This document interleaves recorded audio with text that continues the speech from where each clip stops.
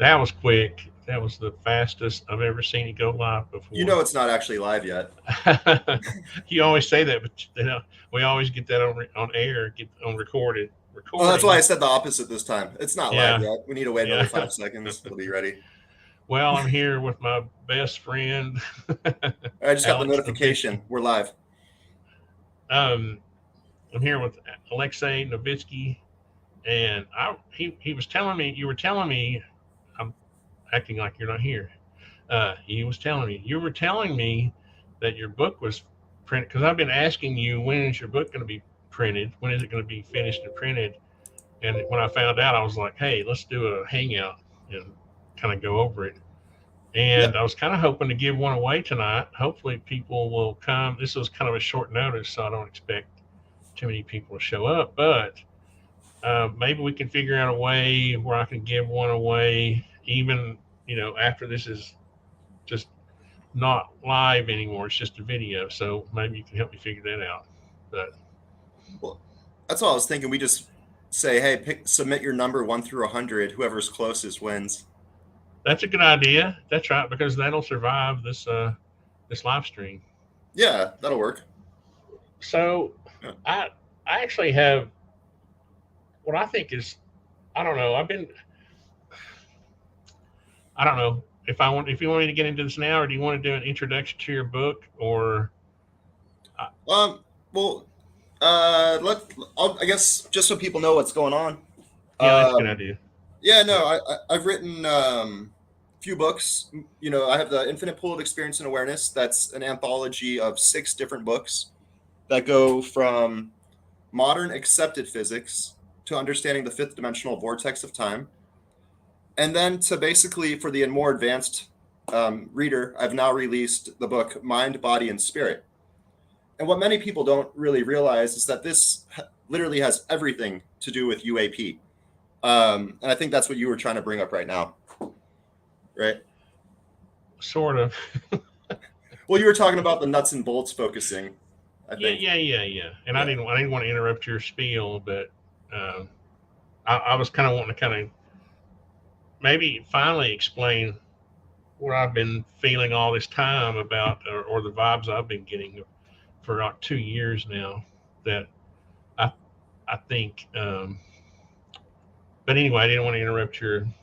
Did you want to do kind of a summary of it, Um, or yeah, I'll do or a did quick summary. Very quick summary. Um, so the Infinite Pool of Experience and Awareness is 6 books, right? It starts with Your Influence in Space. That okay, got that basically one. you have the Infinite Pool, right? Yep. Yeah. And that takes you, like I said, step by step from modern accepted physics to understanding that we live in a 5D multiverse. And basically, what does that even mean? Well, in the first book, and it's called Your Influence in Space, we talk about the evolution of the human senses, the limitations of the mediums that we're actually tuned to, the Doppler shift, and then we introduce something I call light state theory, where every single point in space and time has a unique light state of over. So basically, every single point in space and time has a very unique, you could say, snapshot of electromagnetism. You can grab any sphere, and that has its unique light state. Is an easy way So to it put has a it. signature, so to speak. Yeah, every single point in space and time is being manifested from overlapping electromagnetism, starting from the beginning of time all the way to the end of time. And then, so the second book is called The Liquid Light State Universe, where we introduce the mind, body, and spirit diagram that shows how outside thoughts create pacing motions within our lives. And we all have a position of our greatest stance in all 3 aspects: mind, body, and spirit. And I call that stance your golden spot. Um, but the only way you can actually have a constant space preparation, which is introduced in the first book, and a constant conscious crunching is if our entire system is actually accelerating at the speed of light. And so that basically shows us that we're orbiting the greatest center of all moments with an acceleration towards center at light speed. So essentially, we're in a black hole. Then it goes into time atom, and it shows how each one of our conscious harmonics is tuned to a different layer within this black hole. Um, and then it goes into the fifth dimension that talks about how we basically have an overlapping of one half past and one half future, and all of our experiences are relative to our inertial reference frame, meaning our future is relative to our inertial frame and our past is relative to our inertial frame. And so because of that, we basically have a now moment, where matter is being crunched and light is being stretched, but it all comes from one fluid. Then it goes into the physics of love, talking about laminar and turbulent flows of this raw energy of creation. And so that's now when we step into mind, body, spirit, where we really break them down. And the easiest way to think of it is mind would be considered the field of consciousness, meaning my thoughts, Arson's thoughts, anyone who's watching this, their thoughts, thoughts from less dense realms and thoughts from denser realms. That's mind. Body, in the simplest terms, is our physical dimension of creation. And then spirit basically shows how all of that comes from one primary vortex. And all relative relationships stem from this primary vortex. I think that's a really simple breakdown. Yeah. You know, it's funny because one thing that I've always appreciated about your work is the fact that it kind of, and I remember this, I remember thinking this specifically when this whole new, call it the new emphasis. What are we calling this new genre, this new phase, a new wave of UFO, UAP? I turned 60. Oh, I turned 60 in October, so I've seen this a few times in my life. this is like the fourth, fifth time you've seen this. This is like Yeah, yeah, modern UFO disclosure. Let's put it that way. yeah. Let's. I Yeah. was trying to figure out a term. The thing is, um, I was saying the thing I appreciate about your work is that it kind of transcends the the sort of worldly uh, aspects of the UAP phenomenon. And when I say that, I've always gotten the vibe from the ether that that a lot of what we're seeing is physical, uh, um, and that that the work you're doing is sort of it transcend is on a different level from that, and I'm trying to explain the I don't know the thoughts I get. I remember 2 years ago when people were really excited about the new government office. How many years was it? A year and a half? 2 years ago. Um, and I got really some heat, and I really kind of left the whole UAP community because I got heat on my thoughts on this, and I wasn't excited about. I didn't see any. I, I thought I didn't see any results coming or any kind of satisfaction coming out of government or any kind of sources, human sources for this because I just assumed that whatever was secret was going to remain secret, and which whatever's secret, right, is probably our own technology, maybe, because it needs to remain classified. So I guess I'm not. I don't want to get into those kind of specifics, but I'm just saying all of that to me is kind of worldly stuff, and you've always kind of maintained the sort of the high road when it comes to this whole thing. And There's I think in the end, anyway. no, I think you're absolutely right. There's a lot of politics involved with it, right? A lot of it. Um, it's interesting. I mean, you said it earlier. You've lived through three waves of this already, if not more. And now we're in this next wave where the report was supposed to come out at the end of November, or sorry, the end of October, and we're already more than halfway through November, and there's still no report. Um, yeah. Yeah, I don't know if you remember, you know, the people thought I was a UAP um, skeptic, but it wasn't that. It was I was a skeptic of the humans that were involved. So you know what I mean. So I don't know. I have a hard time explaining my thoughts on it, but Well, the the point people I'm in trying. charge. I just finished. I'm gonna give my hats off to Dave Zed right now. I just finished watching one of his shows, and the easiest way to put it is people don't like having rice taken from their rice bowl, right? They want to be able, they like the money they have, they like the industry they're in, they like the way the world is. But the world that we see is a very fabricated world. Um, and the people on the top don't want to have, their rice bowls taken away, is what he likes to say.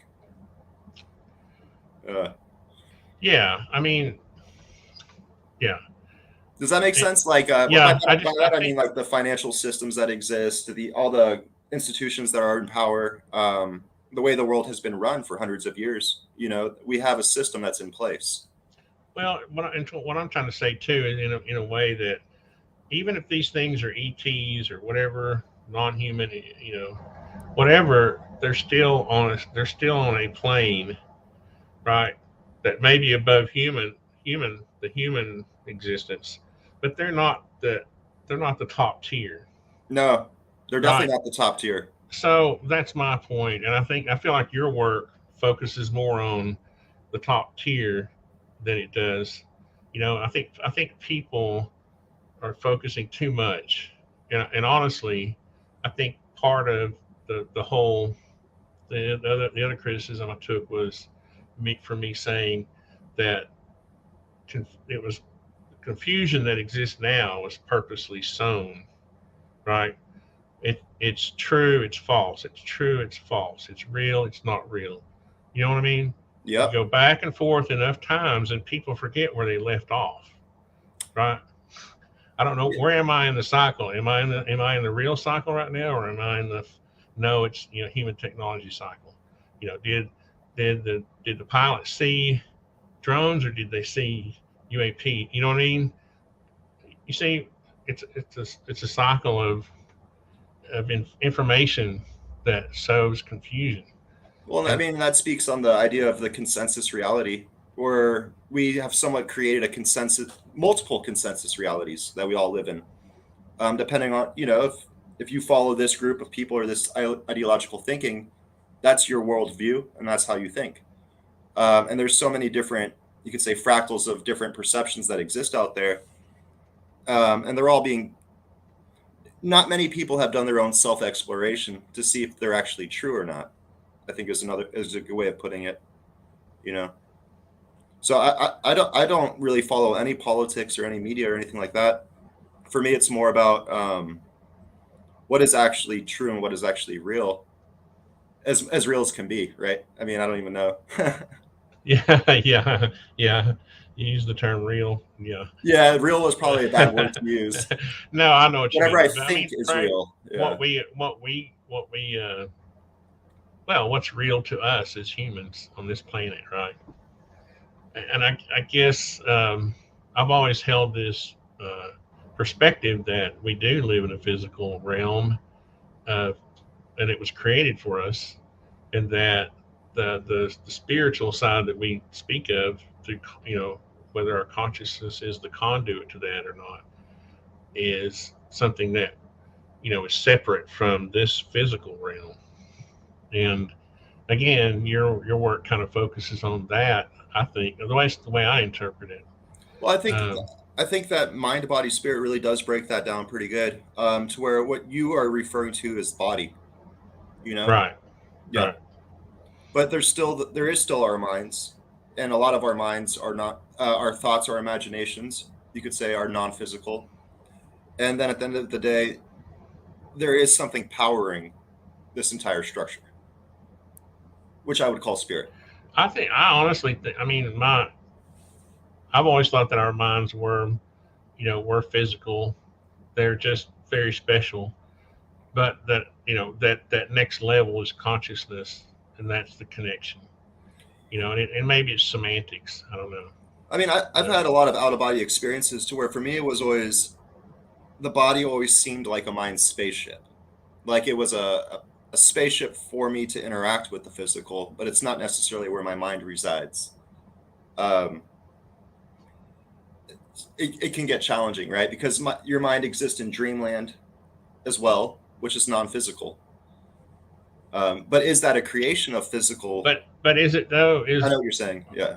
But our dreams are to a certain extent are also a physical manifestation, right? You I could say mean, that, but where also our eyes aren't creating the images, our brain is creating the images that we see, right? I would half agree with that because it could either be that our brains are creating the images or the images are being created, and those created images have influence on our bodies, and so they're perceivable through Yeah, tools. Yeah. yeah, yeah. I guess what I'm saying is that I don't see the need to somehow combine the physical realm with the spiritual realm. I think they're separate, and we don't get full benefit until we cross over to the spiritual realm, right? I guess I'm sort of maybe this is Buddhism or something, but I don't. We, once at some point we cross over. To me, we cross over whether we're reincarnated or whether we make a choice to come back to the physical. You see, that's my whole thing is that I think we make choices to come back to a physical world, and once we're here, we live out those lives, but they're physical, right? I The mean, we have, physical realm does exist. I'm not. yeah. Yeah, Oh, no. and I'm not debating that with you. I'm kind of Yeah. debating the people who I've been debating for years and years and years, who say, "Oh, well, we manifest our own reality." And I'm like, really? Because Britney Spears would be my wife right now if I. I'm just kidding. That's an inside joke. I shouldn't play that inside joke unless Barrett, my son, is here. My two sons are here. I actually But kind of got a little annoyed. I was in a Twitter space the other night, and I heard this lady. She was like, "We can manifest anything. We can do anything. We can do whatever we want." And I was a listener, and at that moment, I literally jumped in, and I was like, "You know what? You can do anything you want, but there's consequences to other people because we all share the one physical reality." I had to kind of like break that down a little bit. that's a great way of putting it because Yeah. you're it brings it back to then you start to involve physics, right? Because you've got reactions to actions and cause With and every effect. push, there's a pull, and if someone Yeah, is spiraling up their own creation to where they just have their best successes with no one else in mind, well, and then it's going to create a lot of negative consequences ultimately. Yeah. but I guess what's frustrating for me is, like I said, I've seen even it's like the hippie movement. I remember that, where, oh, it was the same sort of thing, just with a different uh, costume, right? The thing that the people who are becoming spiritual all of a sudden because of UAPs, in a few years we'll be back to being, atheists. I think once this, and that's what's frustrating for me, is that have some standards, have develop some, um, find something that you believe in your heart and your mind, and devote, sort of study it and develop it. And but a lot of these people, like I say, if Congress doesn't come up with something or disclosure's not here, it's just, they're going to go back to sleep, and the next thing you know, they're playing World of Warcraft, and they're not spiritual anymore. And you know what I mean, they're not meditating. They're, I don't know, that's sort of a negative way this to this look might at it. sound a little like blunt and up front, but like basically the people that are waiting for the government to tell them what to think will always just be thinking what people tell them what to think, and they're not actually doing their own investigation. If say government comes out with a report, oh, this is what's happening, these people come from this star system, are people just going to jump on board? Hey, government said this is what's happening, or are they going to actually start doing their own research and seeing if this is actually what's happening, right? Well, yeah, then there will be a whole new genre of skeptics, right? The people, That don't believe what the government told them. Yeah, I mean, depending on what they say, there will be a new genre created to react to that, right? Whether well, it's, there will always be those yeah, branches, right? yeah, there'll be, Yeah. and that's kind of what I'm saying is that people, you know, my spiritual path has always been the same ever since I came to a spiritual um, leaning when I was 12 years old, and it started, honestly, in the Southern Baptist Church, but it developed over time, and and it's been a path. Um, People make fun of that, source of spirituality. But you know, it, I'm not gonna go and go down this road because of something that was said on the internet, or some group, or UFO Twitter said this, or the government said that. You know what I mean? It's kind of silly to me. I You take know. everything with a grain of salt. Like, and I try to make this as clear as possible. Like, truth is only what is true to you, right? So you will always have your truth, and I'll have mine. Like, yeah, Yeah, I don't think the truth is definable either. In a physical, in this realm, I don't think truth is definable, and I think that's what's so frustrating for humans. You know, people say, "Oh, you'll never know the truth." Well, what truth are you speaking of? right. What, Truth about what, what? what truth? You know, that you're a Muslim and I'm a Christian and this guy's a Jew. What truth are you speaking of? You know? And then so I try to remove all of those, you could say, political barriers. I Yeah, see those all. You know how I already. I've spoken a lot about that. Obviously, I call them delusions. Like, these yeah, people think there's something. It's like, that's hilarious to me. They're playing. It's like kids playing dress up, and now they think there's something because of the actions they make and what they do. But it's like, we've defined them. We've created all those different categories to become things. I don't know. I don't. I have a hard time with it. I don't follow it. you know. I stay away from yeah. like, that person is that, or I am this, or you are that. Like, I don't do that. Yeah. And you're right. Those are definitely delusions. And if I was a better Buddhist, I wouldn't I wouldn't say anything. It's funny, I say those kind of things. My sons go, "What? You're a Buddhist?" No, well, I'm a Buddhist. I'm a Hindu. I'm a Jain. I study Jainism. I'm everything, Judaism. exactly. Yeah, we're all everything, right? Yeah. Because the creator is the creator. It's just that different sects of humans have put different labels over time, and we've had wars. How many people have been killed over that And now that we're one born issue? into them too. Yeah, Like, certain people are born into certain flows. For example, you could be born into a Jewish family. You could be born into a Christian family. You could be right. born into it. So we're born into these things, and that's how you've been raised and identify as. And it's like, actually, to be as simple as possible, you're more a human on Earth, and now you've identified yourself as these different things. You know. And God, I guess I was lucky to have a mother that I had who she loved. She actually was supported by the Southern Baptist Convention, and they supported her to go to different countries to be a missionary, and she would come back and she would tell me these stories and the people she met, and she actually brought some people, helped bring them back to the United States, and so I was exposed to all these different philosophies and religion, and that helped me early. And what I guess the point I'm trying to make to that is that if early, and this is what I do with my kids, I never tried to steer them down a path of of a religion.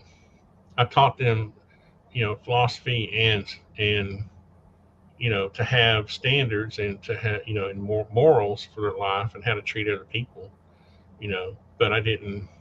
And anyway, I guess if you can get on that path early in life, or or even now, your mind is more open, and and when you when you read things such as your books, you know, I've had many, some people on my channel say, "Oh, that's crazy. What is he talking about?" I'm like, I'm listening. I'll tell you I'm, what, there hasn't been one person to argue against anything I've said. well, they can't.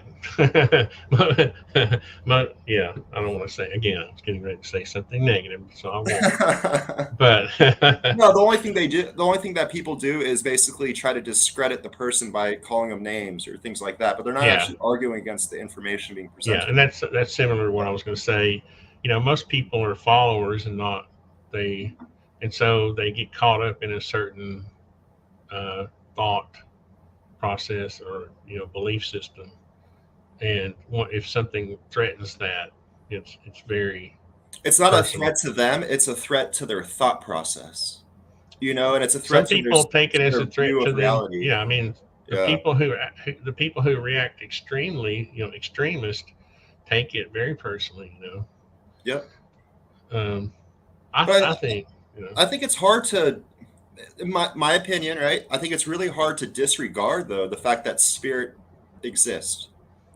And the only reason I say this is, and I understand the materialistic point of view, but the reason I say what I say, like, it's hard to deny that spirit exists. It's like, well, where were you before you were born, and where are you when you pass?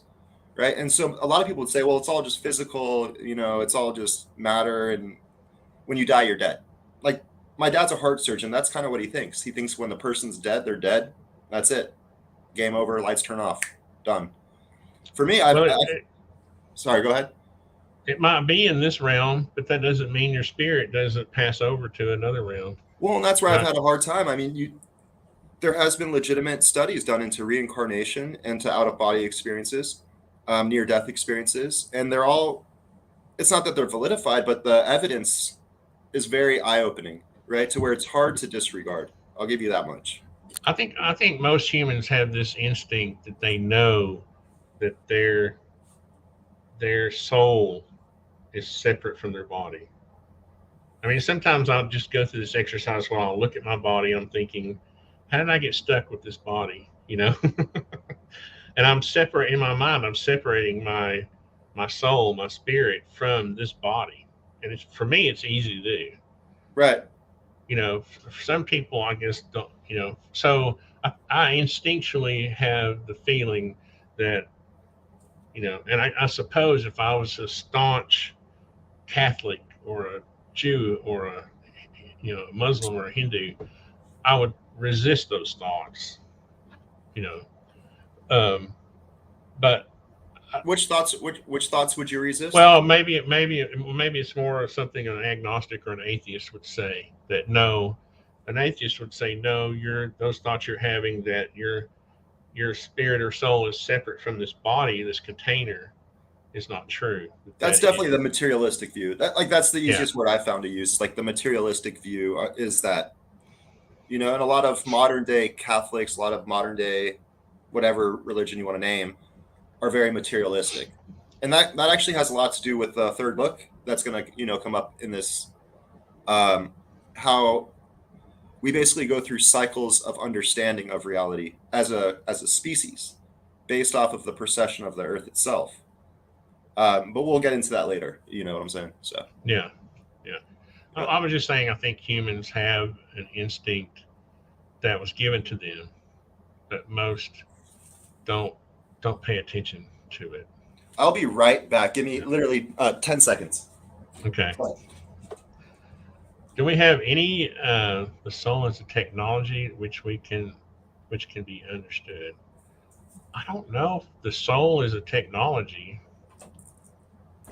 That kind of goes against the technology to me is a physical thing, and the soul is a non-physical Is that a thing. question someone just asked? Yeah, John Dorch said the soul is a technology which can be understood. Maybe you meant just maybe you can clarify that, John. But I mean, to me, technology is a term associated with physical hardware. you I know, see it as, well, no, I know what you're saying. But I think it's a tree technology, right? Like, the soul can be grown or, like, shaped, right, throughout a lifetime. But I wouldn't necessarily say it's a technology. I would say there could be a science behind developing the soul. But you can't. It's not. It's like a tree. The tree is not necessarily a technology. It grows with time. see, I still think the soul or spirit is is a conduit to is the only conduit to the non-physical, and everything else is fit. That's just my personal belief. And Well, I mean, so, that so aligns with that what I talk about. that would be the very thing that's not technology. To me, it's the very thing that transcends technology. Technology is I can build a robot that has a neural network like the human brain, right? And kind of reacts or can through artificial intelligence can simulate a human. That's technology. I would think that our Yeah. soul, our spirit, is the part of us. And when I say us, I'm pointing at myself, a physical body, but I mean it's the part of us that exists within other dimensions, exists from the beginning of time Right. into the end of time. The soul, the spirit exists throughout all time, and our physical body exists within a certain shell of a black hole, in a physics sense. Hmm. Uh, John says, accordingly, if your soul is of the light or another technology, um, to me, even light is a physical yeah. uh, entity. You have photons or electromagnetic waves. Well, Um, that's where Monroe termed the word the loosh, which I've now put into my books, and mm-hmm. my company happens to be called Lucius Labs, so Lucius Labs. it Yeah, felt appropriate. Yeah. that's Um, funny. That's but neat. It's not funny. It's neat. well, that was a pure synchronicity. The fact that I named my company Lucius Labs, and that Lush is now the energy of creation, essentially.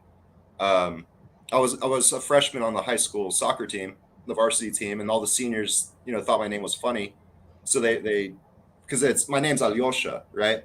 But Mm-hmm. that's kind of hard to say, so it's like Lucius, Lush, hey, Lucius, and so Yeah. now like half my friends call me Lush, half my friends call me Lucius. 20 years later, it's like here comes Monroe.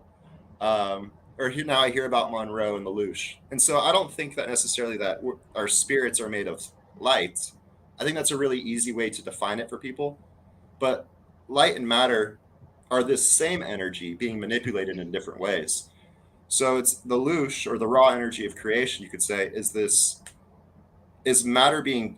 energy being crunched, and then light would be that same energy being stretched.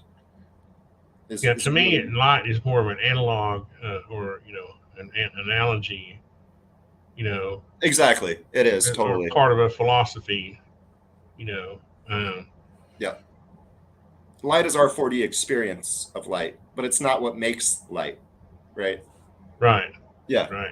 that's where I think everything is fundamentally spirit, and and light is a function of spirit. Matter is a function of spirit as well. You know. Hmm. One Yeah. thing I was going to mention is I'm going to give away one of Alexei's books. See, I wish you hadn't. When we first met, you said my name is Alexei, and I wish you had told me it was Lush. I would have started knowing you as Lush. But I, I've it's got hard. hundreds of names. It's hard. It's hard to change over. It's kind of funny. Um, I was going to give away one of Alexei's books. So what are we? How are we going to do that? I was just going to announce it now, and then again when we're through, remind people. Are we going to have them place a number in the chat? I think that's the easiest way to do it. Place a number in the chat, whoever between 0 and 100, and whoever gets closest to the number gets the book. It's that simple. Are we going to? We hadn't figured out. We hadn't decided on the number yet. We have to decide.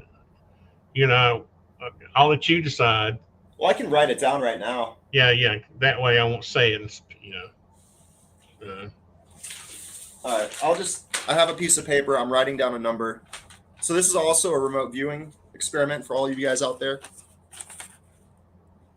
If you know me, you might already know the number. So no, no, no. Don't use. I was going to say don't use any symbolic numbers or 66 or 44 or okay, 33. I got it.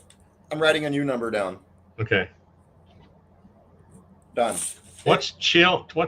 Benjamin Schmidt says? Chill cat. Chill W cat. What's that mean? It's got semicolon chill W cat semicolon. Is this Illuminati speak, Benjamin? I think he's just saying that he's a chill cat. Okay, chill cat. The W's in there is confusing me. He may type like me, extra characters. Nah, he's a pretty cool guy. Oh, Benjamin Schmidt? Yep. Oh, that's cool. Yeah, no, his older brother rather, is the one that named me Lucius. The guard. So it may be code, secret code between you and him with the It might chill be, and I chill don't know if I cat. want to say more. Okay. I Yeah, think I have an idea. Never mind. yeah. uh, but I've been a cool or chill cat in quotes, whatever that means, for a very long time now. Yeah. is there any kind of do you have like a favorite passage in your book that you want to share? Or Um, I know I didn't really ask you that up front. It's I'm kind thinking of off the a top of my head that my favorite passage, and I think this relates to what we were just talking about. What is matter and what is light? Are they not the same energy being perceived in two different ways, all created by a single motion? Yep. And so that'll give people the idea, basically, that matter and light are basically functions of our inertial reference frame within time, and that matter is being crunched to us and light is being stretched away. So you can say that's my favorite line because it really does. That's the line that does it. Um, or I also like that matter from below returns as light from above, while light from above returns as matter from below. yeah. I mean, light is produced through interactions with matter, right? I get into that in the book Body. I'll talk a lot about matter and light, the differences there. But I just mean, based on our standard model of physics or whatever.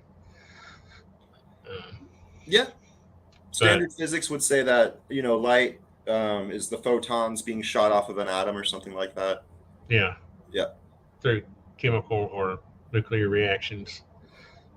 But so, I mean, I guess that's why I tend not to be, the light guy, Right. Yeah. No, because light is a physical thing, right? Like I have two yeah, lights pointed at me. They both have a certain. Yeah, light is a very physical thing. um, Spirit is a very non-physical thing. right, Yeah, right. that creates matter and light. Yeah.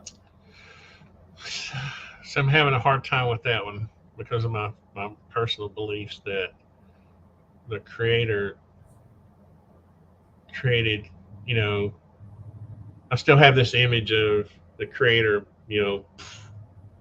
just breathing I don't know if you the saw. I did a submission for the theories of everything with Kurt Mungle, and I where did basically you have a slide that's just a giant vortex, and I was like, "What created this?" Well, maybe God said, or God thought, or God showed ego, right? But either way, this is what's happening, like from this vortex. But what started that vortex, I have no clue.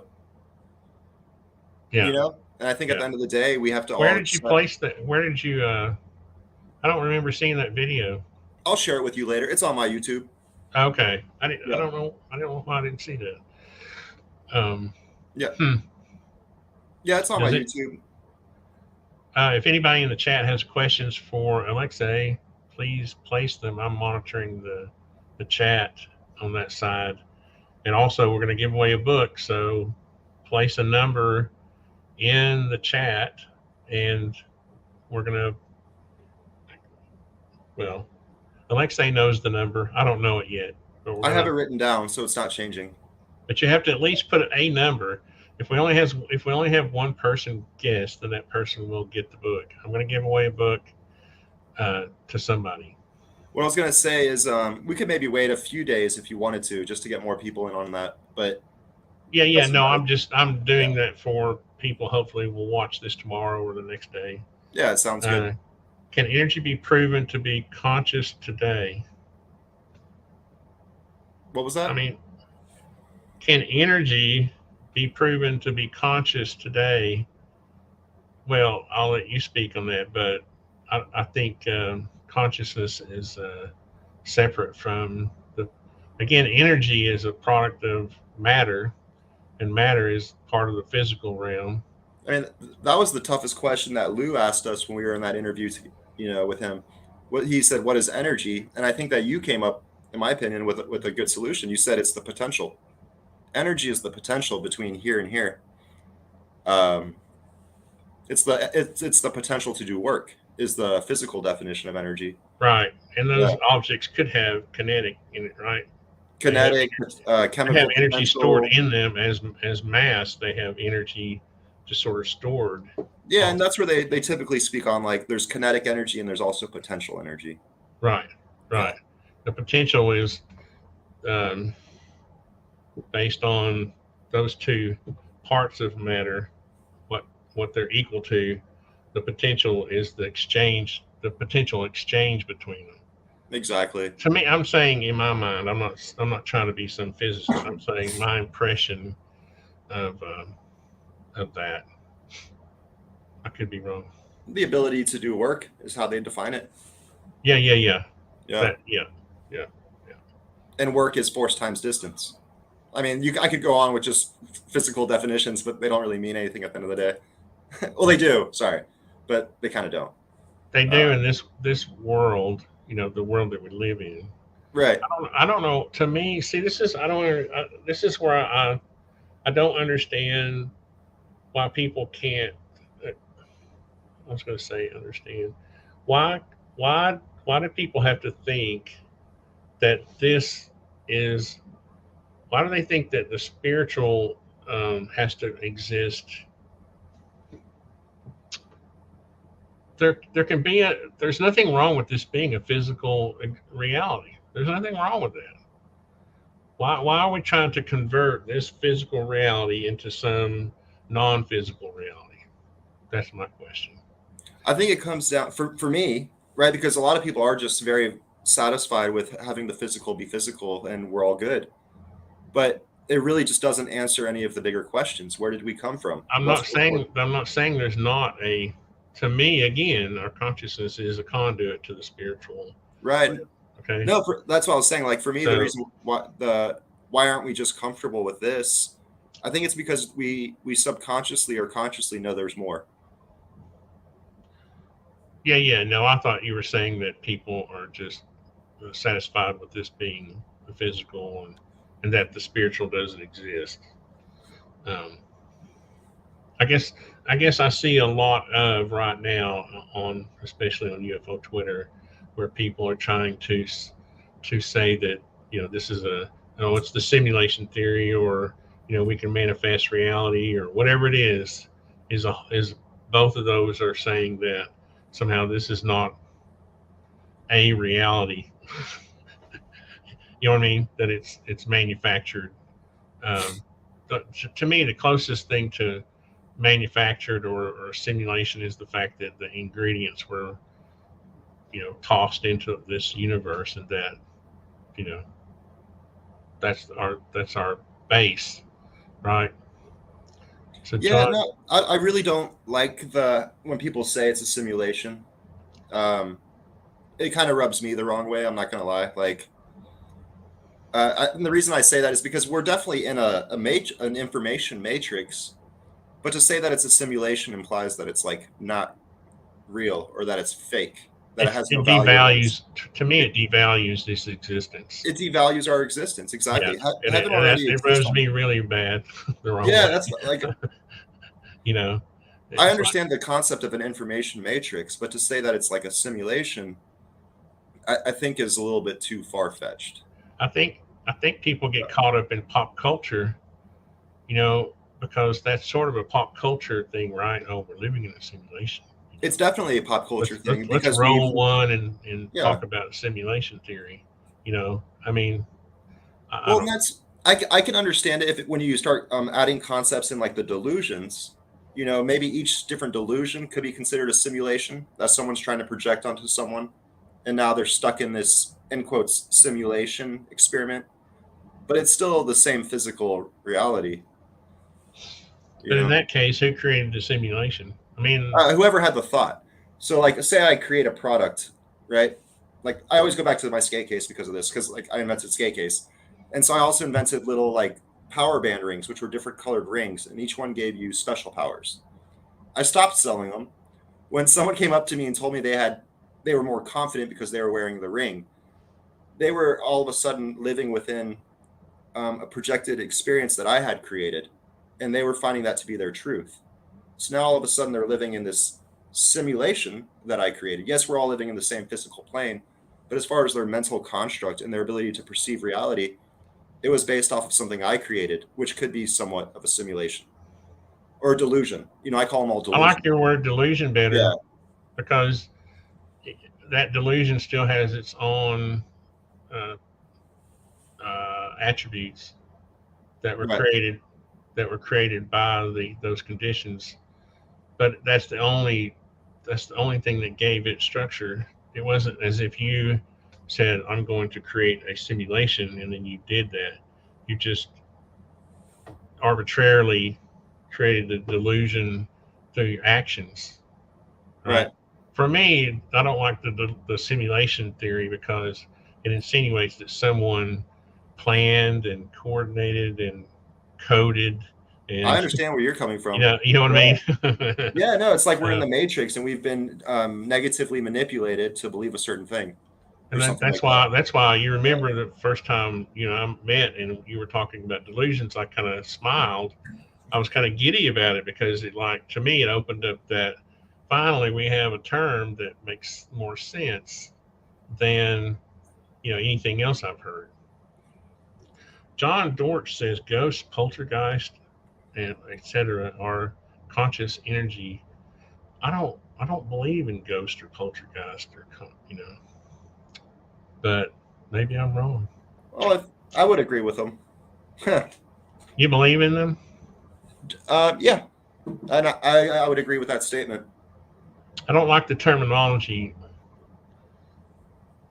I mean, What's if you want to tell me that somehow spirits are, if you want to tell me that somehow our spirits have a way to visit this physical reality, then that's okay. But I don't believe that. I don't know. I don't know. I have these instincts and I'm following them. And I think that's what people should do. I think you should follow your instincts. And my instincts tell me, my gut tells me um, that as popular culture refers to ghosts and poltergeist, that is what's not true. It's not that there's not some possible path for our spirit to, you know what I mean? Does that make sense? I think to me it has a lot to do with the way it's presented by humans, like ghost stories. Where I don't think ghosts wander around in your closet and try to scare you. You know, you know what I mean? That you see no, what I mean? To me, that's where I it, call those are delusions of man as well, and those are yeah. beings that have evolved within your postures. And I'm You know? trying to get to this point where I'm trying to explain that it's the way pop culture or the way culture refers to them or imagines them or presents them. I don't believe in them on those terms, if that makes any sense. Yeah, it's like I'm Jurassic not. Park. None of those dinosaurs had feathers in the original Jurassic Park, but now all of them have feathers. When did they get feathers? I don't know. I'm sure you've heard that some dinosaurs had feathers, that they were actually really brightly colored. Aren't they related to birds anyway? Or, or Exactly. birds are related to dinosaur or vice versa? It's all whatever people Yeah. like, however they want to portray it, and whatever's most commonly accepted is what's going to be used. So Tic Tac guy says, do either of you guys access realities via psychedelics? No. I did go to college at one point, but it's been about 12, 15 years since then. And I find that in order to actually have sustained higher levels of consciousness, it's best to do it without additives. Yeah, I think for me, I don't think you need psychedelics. I don't think you need that.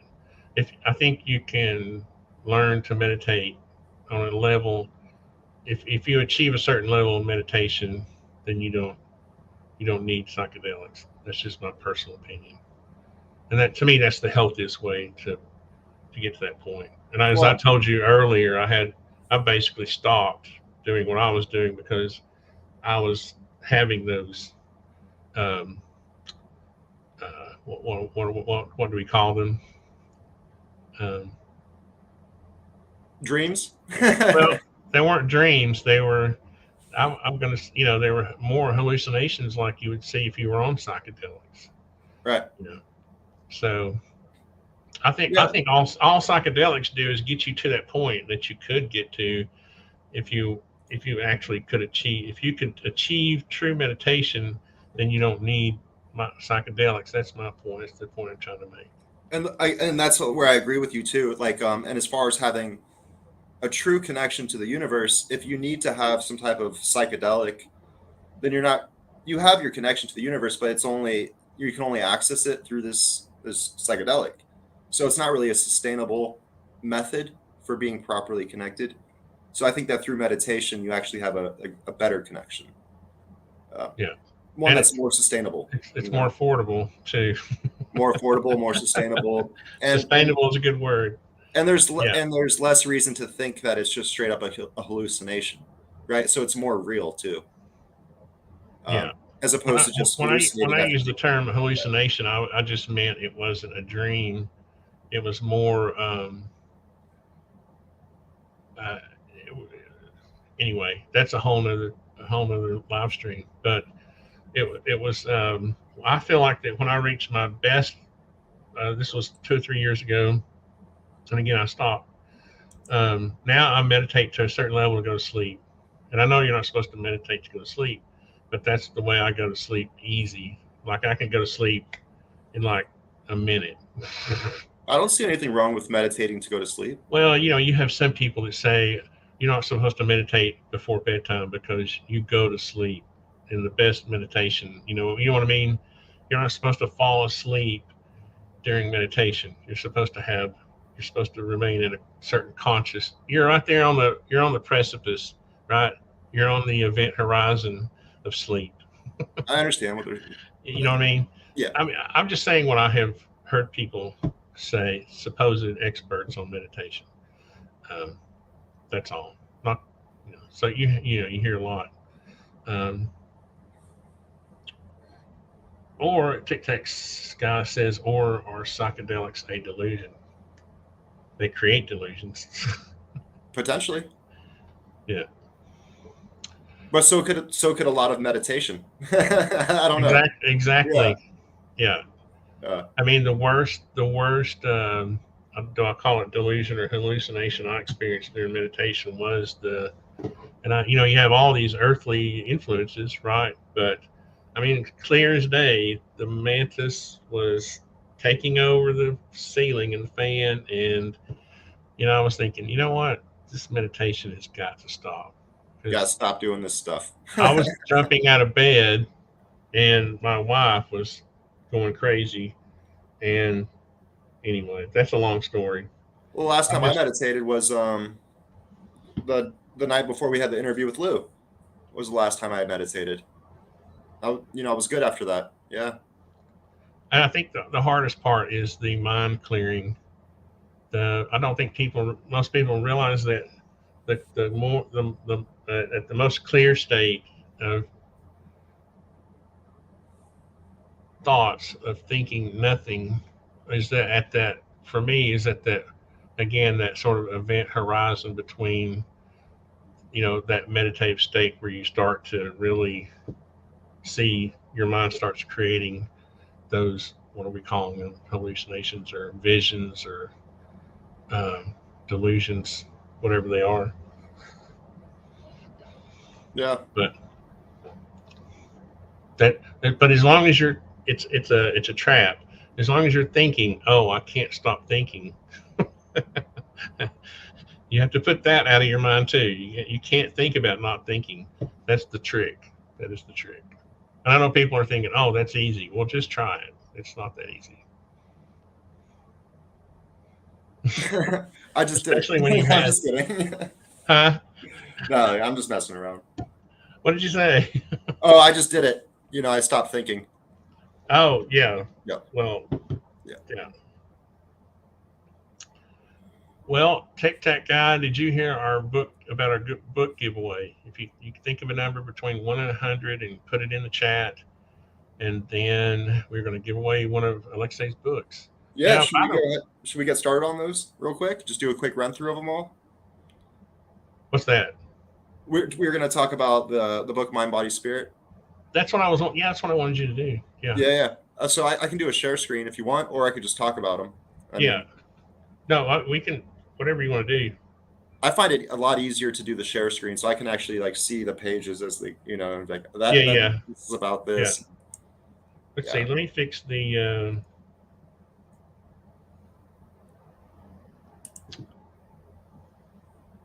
Let's see. How am I supposed to do this? I want to put that. I'm going to put that on that. So when we screen share, it'll be the whole screen.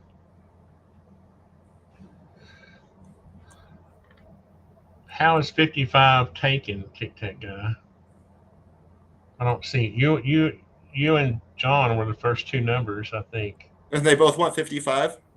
Oh no, you're saying 55 is you're taking it. Okay, never mind. I misinterpreted that. So John's John put a number in, and Tic Tac guy put a number in. Cool. That was a good guess. Shh, don't give him hints. I already hit the share screen button, so if you ever, Oh, sorry. let's see. It's black. Well, that's not helping. Is this There we go. There we not go. black anymore? Now it's working. All right, let's see. So this is the actual. Let's see if this has all three of. Yeah, it does. Okay.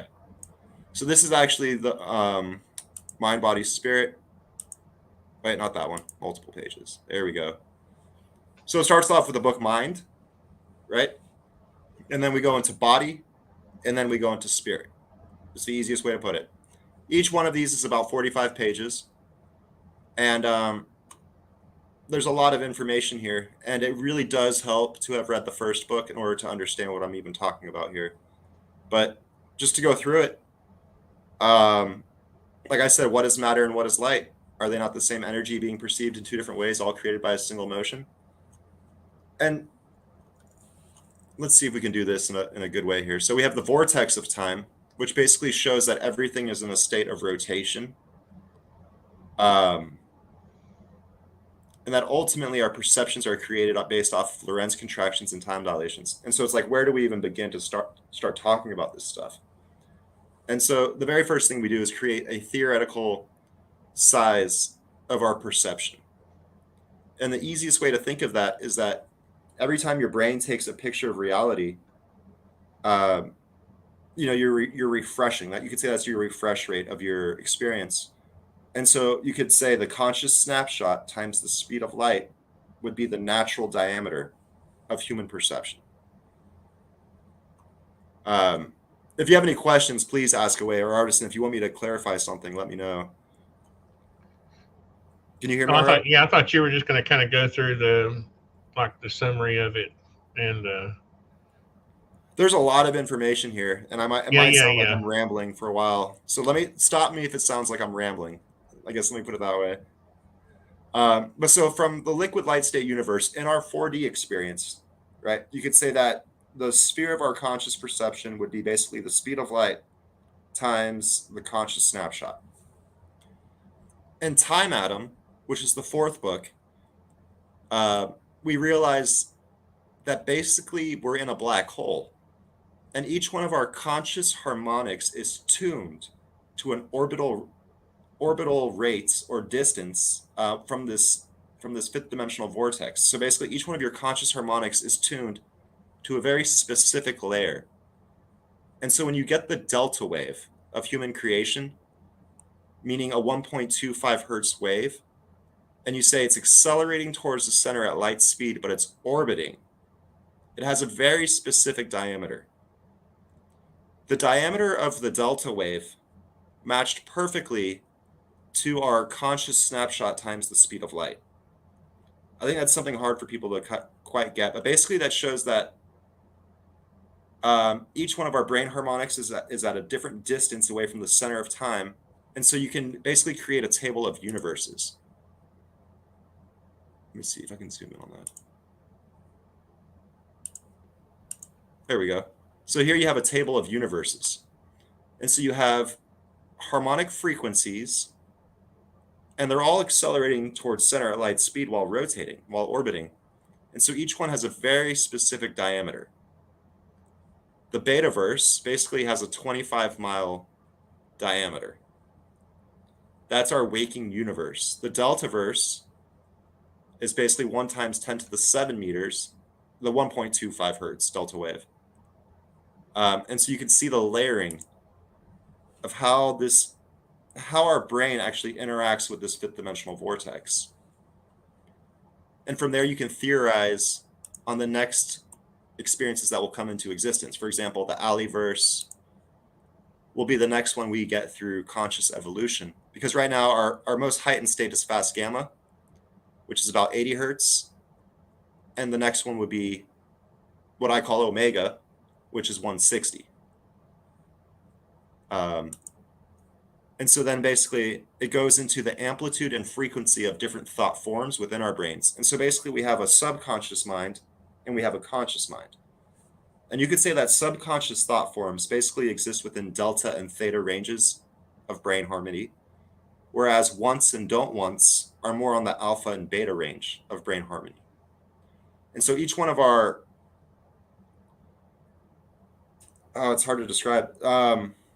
Basically, the energy is spiraling inward towards the center of a black hole. And you see that we prepare space. So there's this thing called space preparation, where our consciousness is constantly massaging the universe and best to synchronize all of our projections of mind.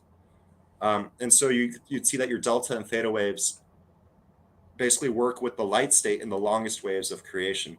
So basically, your delta and theta waves are longer than your alpha and beta waves, which are smaller. And alpha and beta is wake state. Delta and theta is more subconscious or dream state.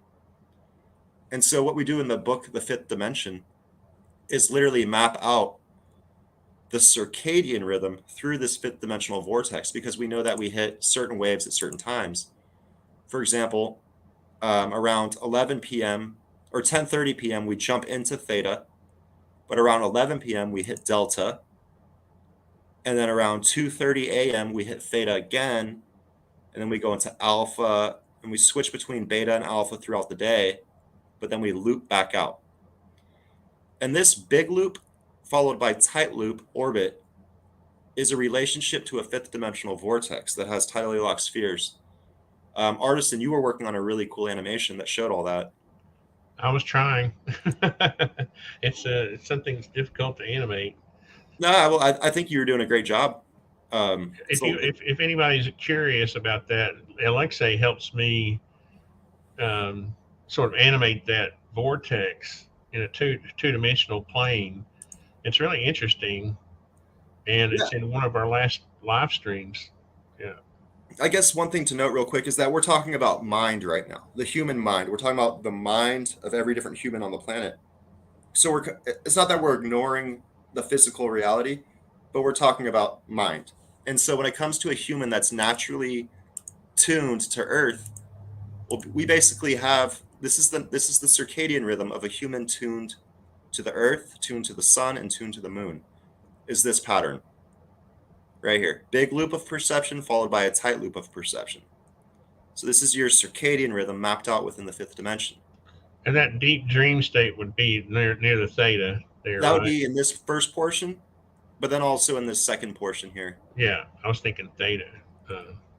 The yellow. Yeah. Right. I made it simple. That 2:30 period. That's when I have the strangest happenings. And so there's a difference. One thing Yeah. to note. So you could say that when we hit that theta field from 10:30 to 11, we're actually drifting away from this greatest center. We're still going towards the deltaverse. But then around 12:45 a.m., we start drifting inward. So there's a difference. We're drifting away and drifting in. Are these terms related to the terms that have been? Are they associated with like what science or some scientists call, our sleep patterns? The circadian rhythm is the term that is used in science and is well known. But I mean, they also go into the levels of sleep, right? Theta. I would have to look into that more. Yeah, I don't know why before I met you, I was studying this because of my sleep issues, Right. and Well, this is and typically deep sleep, the yeah, delta, yeah. where the theta is more of the REM sleep. But I do think when you're in REM, you jump into beta harmonics for a little bit. The REM sleep is though isn't that the dream state, right? Yeah, so that's the theta. Yeah, that's what I was. That's what I was saying. I thought was related. The terminology is similar. Yeah. And but it has a lot to do with lucidity as well. Um, we'll go into that, all that stuff, I guess, in a little bit here. But basically, this just shows it more in a physical sense. So you could say, because each one of these brain waves is tuned to a different diameter within this vortex. And it's important to understand this energy is drifting inward towards the center. So basically, when you're in a delta state of conscious perception, you're tuned to these big red rings. When you hit the theta verse, you're tuned to these smaller red rings. And so every layer of information has 64 times more of the information. So you could call the delta 1 bit. You could say the theta verse is 64 bits. The alpha verse would then be these red rings that are inside here, and there would be 4,096 of them. And then in the beta verse, you're actually tuned to the interior red rings there, which is 4,096 times 64. And so that's the amount of information you can actually receive and work with. Okay, so now we have the habitable spiral of perception, which is basically this drawing right here is the habitable spiral of perception. And the easiest way to define this is it's a spiral where human consciousness can actually interact with the manifesting universe. And that's related to A equal to V squared over R. But as your velocity decreases, in order to maintain light speed acceleration towards center, you're actually drifting inward. So there's a spiral of perception that exists within the fluid of time to begin with. And so now we know that basically energy is drifting towards the center of a black hole, and each one of your conscious harmonics is tuned to a different layer within that field. And so we go into here right here. We call this tidal locking of conscious spheres. So this is just a really simple artist, and this is what your animation actually shows, is this tidal locking, because it's all emanating from one vortex, the primary vortex of creation. And that's where this drawing essentially comes from. On the top right is all of it comes from a vortex. And so you have tidal locking of conscious spheres. And so a really easy way to identify what conscious mode you're going to be in is to say that there's local spheres of influence. In reality, a more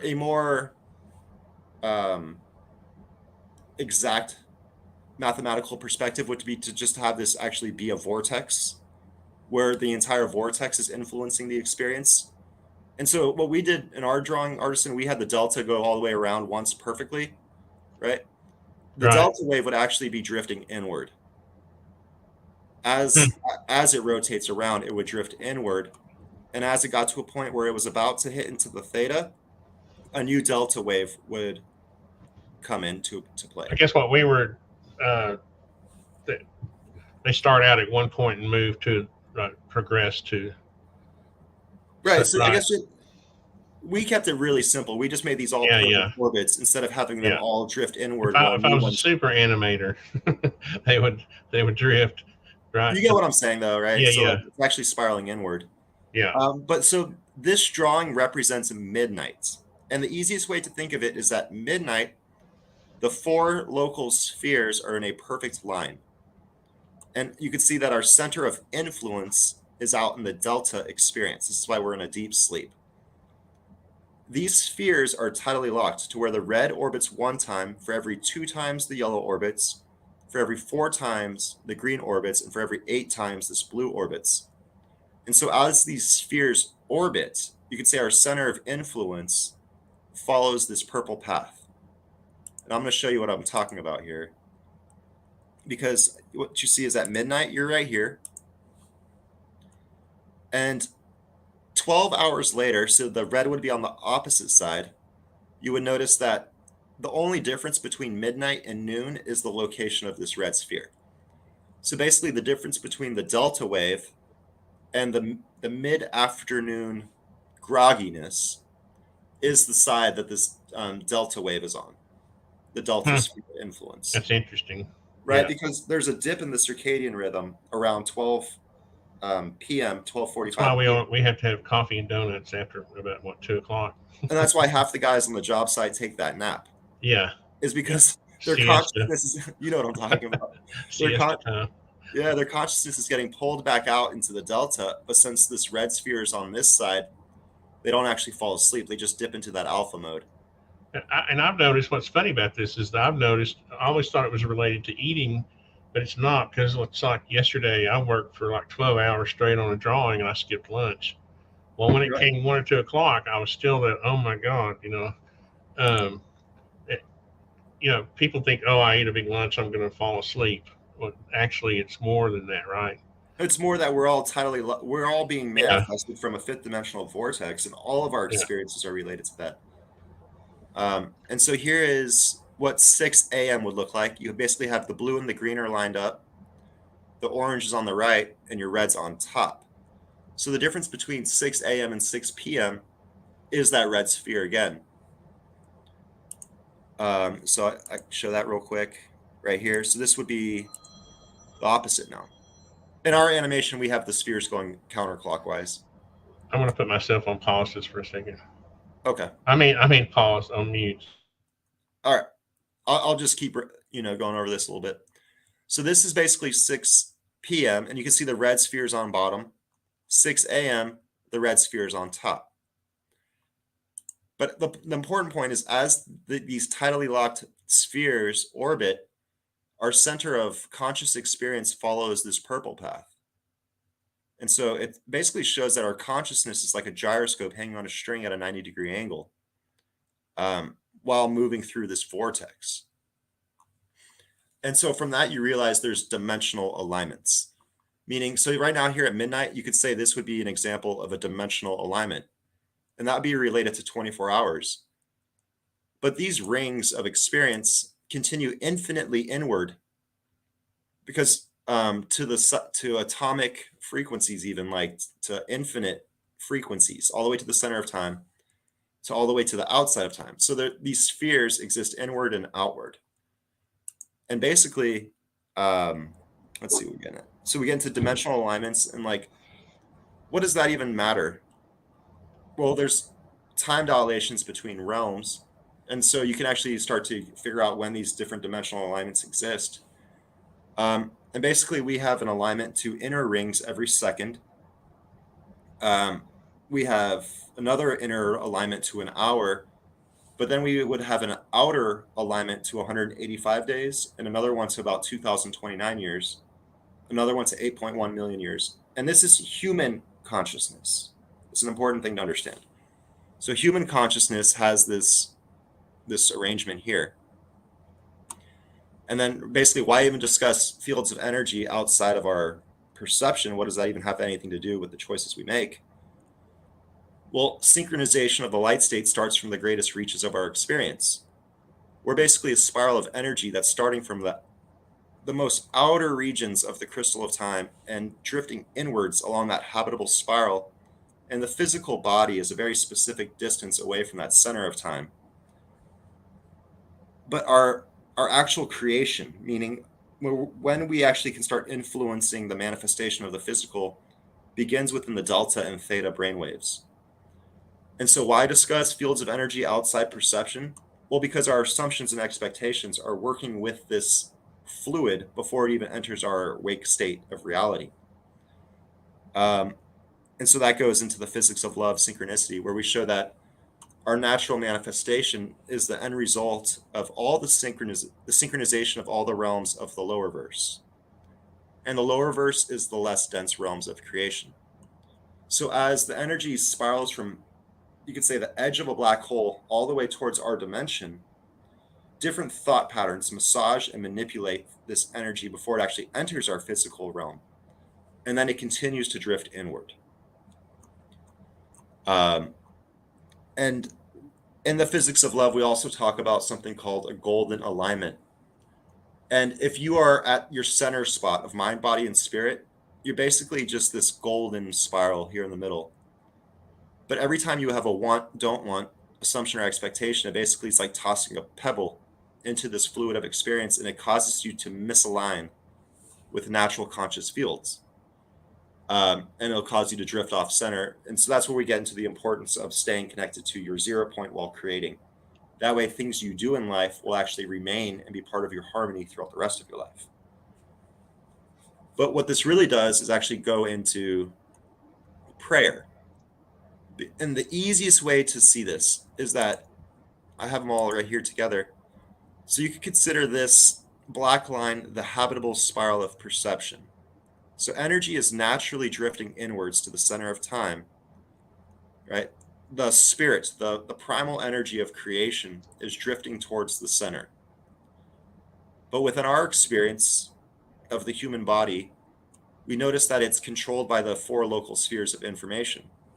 And so what you see is that your delta and theta waves harmonize and synchronize this fluid before it even enters the alpha beta state. And so you see that there's 2 moments when we start interacting with what I call the lower verse realms. There's 10:30 p.m. at night. There's 11 is when you would jump into here. Midnight, 2:30 a.m., 4:30 or 5:30 a.m. And so you realize at these times from 10:30 to 11, you're drifting outward. So you're going essentially against the wind. But then at midnight to 2:30, you're going with the wind. So there's different experiences here that are happening. And so this basically goes into the concept of prayer. And so when is it most beneficial to pray?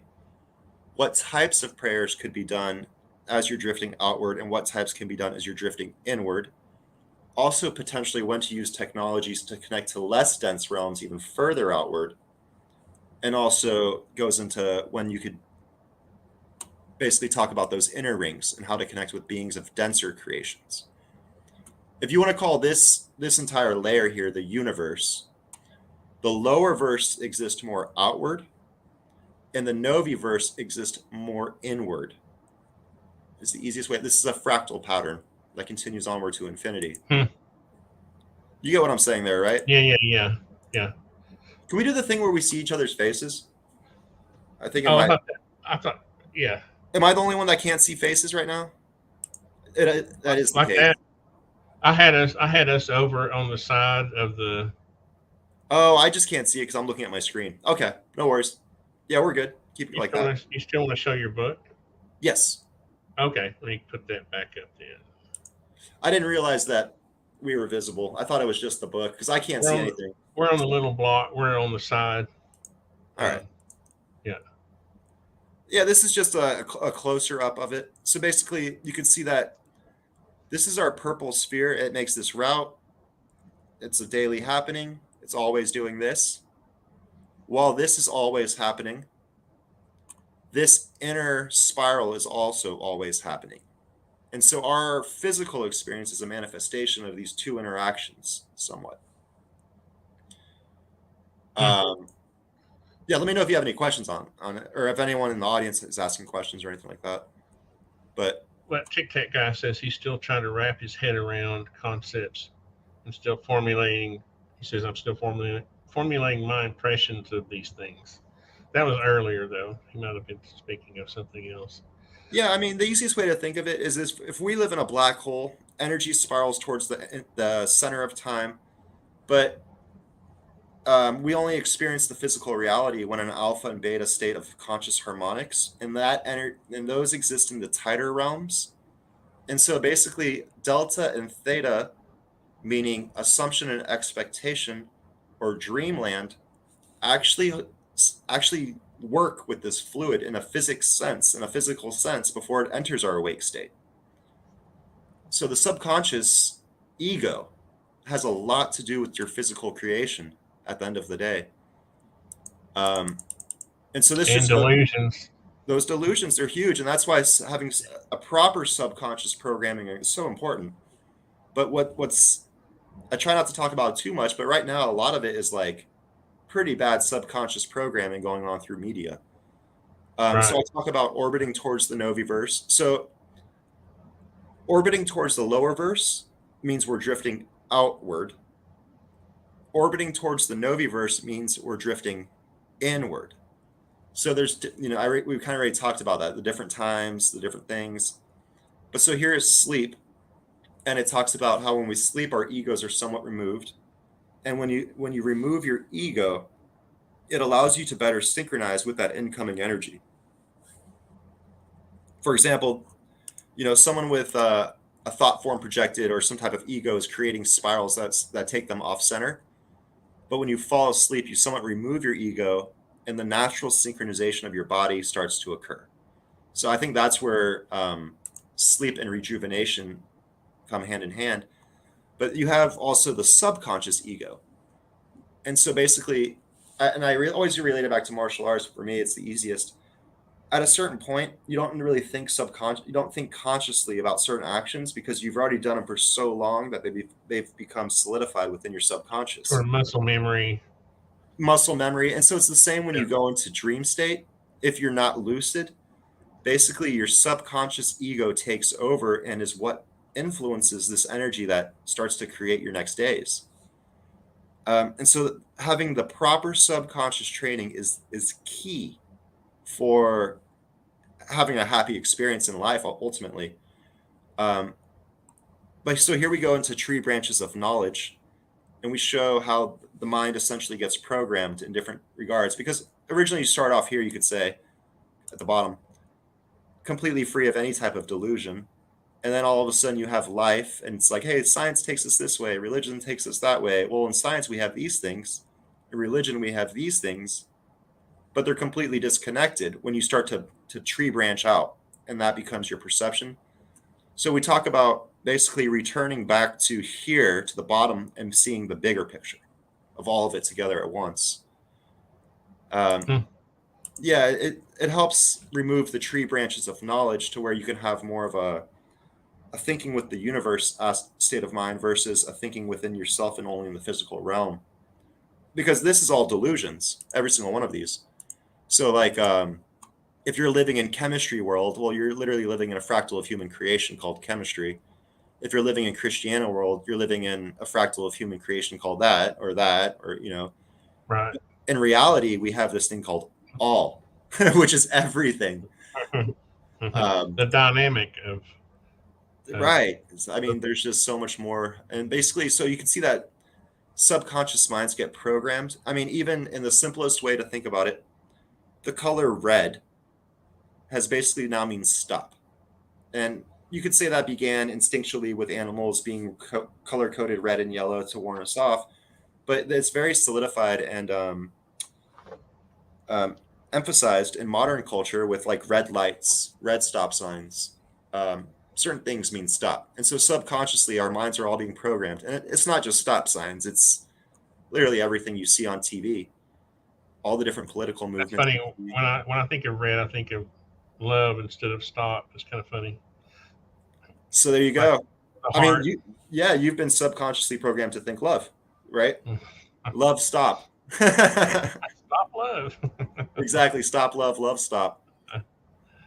That's kind of interesting. I don't go into that, but uh, and so in short, so we have programmed subconscious minds, and the subconscious mind is what basically is not present in the cognitive process when you're making your decisions. And so becoming aware of your subconscious programming is extremely important for understanding why we do the things we do. And so this goes into assumptions and expectations, which are somewhat a result of the subconscious mind. Um, and so here are just methods on training the subconscious mind. And, and it's not necessarily a method. It's more just becoming, it basically just describes becoming aware of the roots of your thought processes. Where did your assumption or expectation originally come from? Was it a TV show? Where was the very first time you heard that thought in a way? Once you become aware of that, you're able to actually remove these delusions. Um, And so then it goes into lucid dreaming, where basically if you go to bed with a removed ego, you can be more lucid in your dreams because it has everything to do with the proper packing of your energy into dream state. Because if I'll go back up real quick, if you're a person holding a lot of postures, like this guy up here, then it's going to be really hard for you to properly pack into dreamland and be lucid in the process. But if you're at zero, like this golden spot right here in the middle, when going back into dreamland, you'll actually remain lucid throughout the whole process. You really don't ever, your mind doesn't turn off. You go to sleep, you're still lucid. You wake up, you're still lucid. And lucidity of the conscious awareness never fades. And so that also has a lot to do with reincarnation memories, remembering past and future lives. But like, so lucid dreaming, basically, you see that you're harmonizing with this lower verse realm. This is the energy of creation. So you could say the green is our universe, right? So this green is our universe. Here's where we do our little loop. But out here in Delta and Theta land, you're actually interacting with this energy before it spirals all the way to center. And like I said, I kept each one of these pretty short, although they are very dense with information. But it goes into, once you learn how to become lucid in dreams, you can actually play with the lucidity of your dreams, and you can actually end up meeting with people of different densities of past lives and future lives. You can see how messages can be sent across civilizations with no physical connection, like people thousands of miles apart from each other can receive the same information being drifted, coming inward from this lower verse realm. And so this is basically shows it all nice together, where you see that thought forms from the lower verse. So thought forms drift from outwards. When it hits the lower verse realm, it gets distorted based off of wants and don't wants of a being in a completely shifted dimension. Then that energy hits our realm right here, and then our subconscious mind influences it before it hits our waking mind. And then that energy continues to drift inward and inward and inward. So you see that the postures that we hold actually create distortions within the fluid of time. It's the easiest way to put it. And our pacing motions are somewhat a result of thought forms of less dense realms. And at the same time, we create pacing motions of denser realms because the energy is spiraling inward. And so it goes into a little bit about remote viewing the future here. But it's important to note that the future now is not our future. Because as we drift inwards, so when you do a remote viewing of the future or the past, you're looking at the greater now. It's the shape of this giant crystal in the now moment. But we have a 4D experience of X, Y, Z, and T, to where physical time still has to happen before we actually perceive these experiences. And so based off of the distortions that people have is whether or not that actual future will manifest. So when people remote view the future, I think it's a 99% accuracy. It's not the exact future, it's the most probable.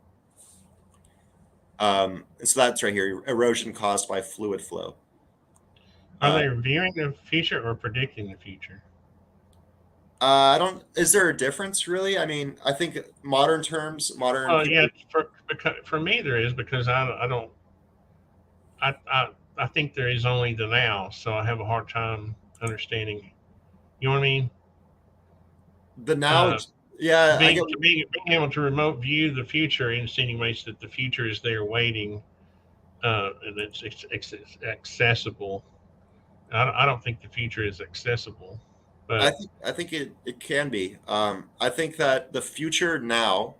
So this is all in the now, and in a physical sense, you could say that we're just orbiting to the left nicely along the universe here. Um, but the future of humanity would be in a slightly denser creation.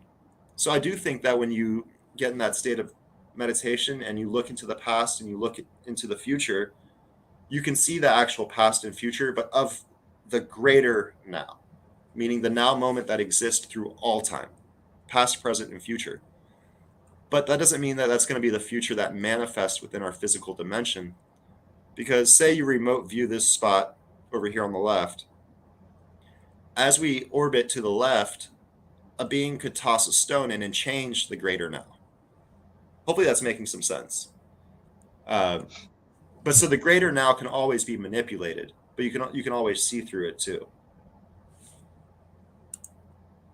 So then it goes basically into what I call juggling the fluid, and just understanding that with every push is a pull, and with every pull is a push, and that goes back into what we were talking about earlier. Well, yeah, you can personally reach any goal or any standard you want, but it's important to understand that every time you push, it creates a pull over here.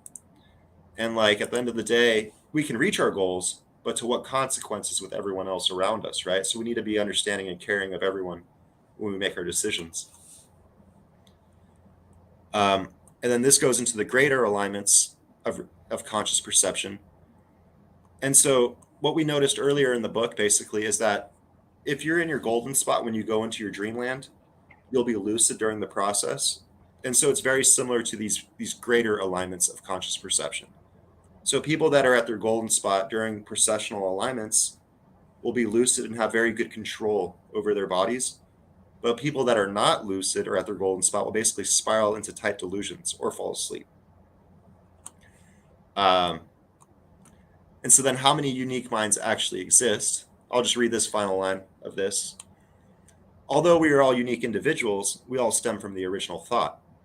All of our pacing motions may be the result of the original projection drifting inwards from the most outer regions, creating distortions as it passes through the layers of perception. Like the many minds of the individual cells that make the body, we are the mind of it all. All pacing motions are a result of the original mind. There you go. That's cool. Yeah. So I mean, at the end of the day, sorry, I've go got ahead. about I've got about 10 or 15 more minutes. That call I got was from a customer. I need to change something for them for tomorrow for a job, Right. but that's why I had to mute for a second. But one thing I was going to ask is how do people? I'm going to, if anybody's here just joining us, I'm going to give away a book. So put a number between 1 and 100 and check the chat to make sure that your number hasn't been placed there yet. And then we're going to, Alexei's already chosen the number. And in a few days, after people have had a chance to watch this and guess, we're going to select a number and then I'm going to give away the book. Can you show it? Can you show Oh, the physical book? yeah. Can you see this? Yeah, yeah. I put us back up on the screen. Oh, okay. I'm still looking at my screen here. Yeah. So I mean, that was the walkthrough of Mind. So you can see they're actually pretty technical books. It's not just like, oh, a mind is your thoughts and we are all one. Yeah. There's actually like very technical information in these books. And I kind of want to just do a. So you said you have 10 minutes. I'll do the 5 minute run through of body, I guess. And the five. And before we go, I want to talk about where to find the books and how they can purchase one if they want them.